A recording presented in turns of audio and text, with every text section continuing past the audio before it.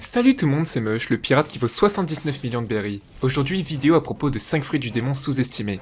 Abonnez-vous pour augmenter ma prime, si le sujet vous plaît, n'hésitez pas à mettre un pouce bleu. Sans plus attendre, on peut commencer. Bluno.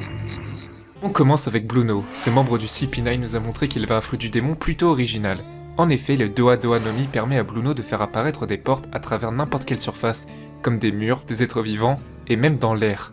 Ces portes lui permettent d'être dans une dimension parallèle et d'entendre ce qui se passe dans le monde réel. Ensuite, il peut revenir dans le monde réel à n'importe quel endroit en faisant apparaître une autre porte. Grâce à cela, il peut se déplacer avec qui il souhaite de manière complètement discrète et ainsi d'aller à n'importe quel endroit qu'il choisit. Ce fruit ressemble un peu au fruit de Brûlé qui permet d'accéder à n'importe quel miroir grâce à une dimension parallèle, sauf que je trouve que le fruit de Bluno est beaucoup plus intéressant car là c'est lui qui décide où il peut faire apparaître des portes. Ainsi, je trouve que ce fruit du démon est sous-estimé, car son potentiel n'a pas été assez exploité. Tsuru. Le prochain personnage est Tsuru. Et oui, son fruit de la lessive qui paraît complètement inutile et absurde est quand même un fruit du démon assez puissant. Tout d'abord, ce fruit est utilisé par Tsuru qui est une vice-amirale de la marine, ce qui veut dire qu'elle doit être puissante et qu'ainsi son fruit du démon a quand même une certaine utilité. Dans la description de son fruit, il est indiqué que le pouvoir permet d'étendre les personnes visées en les rendant ainsi immobiles. De plus, elle peut faire ça avec des objets comme des épées, ce qui permettrait de retirer tous leurs tranchants.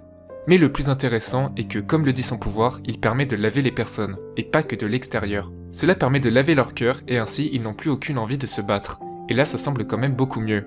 Je pense que ce pouvoir est évitable seulement par les personnes qui ont une volonté de faire. Par exemple, je vois mal Zoro se faire avoir par ce fruit du démon et que d'un seul coup il n'ait plus envie de se battre.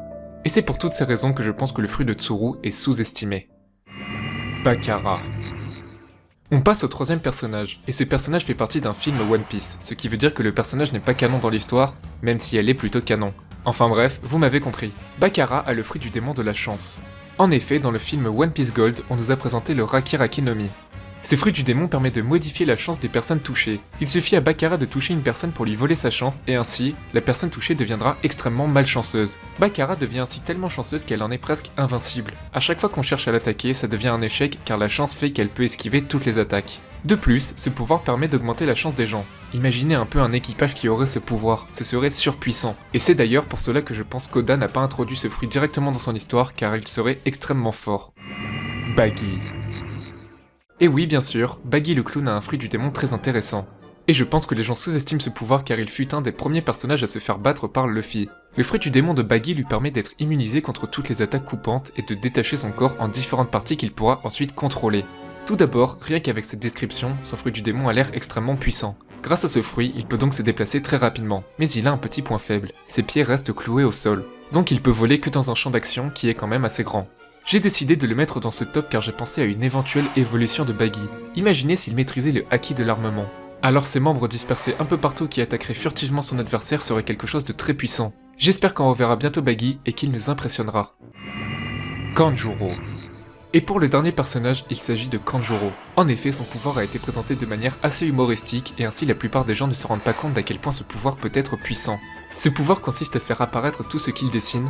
Par exemple, il peut faire apparaître de la nourriture qui pourra ensuite être consommée. Grâce à ce pouvoir, il peut faire apparaître n'importe quoi. On ne se rend pas compte, mais avec une bonne imagination, ce pouvoir serait un des plus puissants de One Piece. Mais en effet, ce pouvoir a été présenté comme un pouvoir un peu nul car Kanjuro ne sait pas dessiner.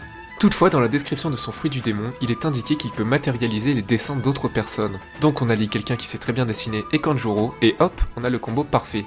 De plus, grâce à la scène où on voit qu'il crée une salade pour la manger, on peut se dire qu'il pourrait sauver un bon nombre de personnes qui vivent dans la famine. Voilà pour cette vidéo concernant 5 fruits du démon bien plus puissants qu'on ne le croit. Si cette vidéo vous a plu, n'oubliez pas le pouce bleu, abonnez-vous pour augmenter ma prime, on se retrouve pour une prochaine vidéo, ciao tout le monde.